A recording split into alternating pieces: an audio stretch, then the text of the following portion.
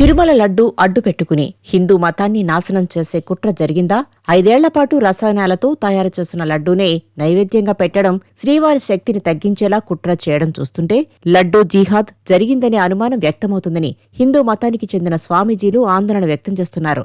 Love జిహాద్ మాదిరిగా లడ్డూ జీహాద్తో హిందువులను నాశనం చేయాలనే పగడ్బందీ పథకం అమలు చేశారని అనుమానం వస్తుందని ఏపీ సాధు పరిషత్ అధ్యక్షుడు శ్రీనివాసానంద ఆందోళన వ్యక్తం చేశారు. ప్రేమ, పెళ్లిని ఒక సాధనంగా వాడుకుని ఇతర మతాల జనాభాను తగ్గించి తమ జనాభాను పెంచుకోవడానికి అన్యమతస్థులు లవ్ జిహాద్ ద్వారా వ్యూహాత్మకంగా మోసం చేస్తుంటారని హిందూ సంఘాలు ఆరోపిస్తున్నాయి. ఈ క్రమంలోనే లడ్డూ జిహాద్కు తెరతీశారా అంటూ స్వామీజీలు నిలదీస్తున్నారు. ప్రమాదకరమైన రసాయనాలు, బాత్రూం క్లీనర్లతో నెయ్యిని తయారు చేసి కోట్లాది మంది భక్తులకు పంచిపెట్టి భక్తుల ఆరోగ్యాన్ని దెబ్బతీయాలని కుట్ర పన్నారని, ఈ విధంగా తమ మతాన్ని నాశనం చేయడానికి ప్రయత్నం జరిగిందని శ్రీనివాసానంద ఆగ్రహం వ్యక్తం చేస్తున్నారు. లడ్డూ కల్తీని ప్రభుత్వం వెలుగులోకి తెచ్చిన సమయంలో తొలుత తాము నమ్మలేదని, కానీ సీబీఐ సిట్ విచారణలో చుక్కపాలు లేకుండా నెయ్యి తయారు చేశారని నిర్ధారించడంతో లడ్డూ జిహాద్ అనుమానం కలుగుతోందని శ్రీనివాసానంద చెప్పారు.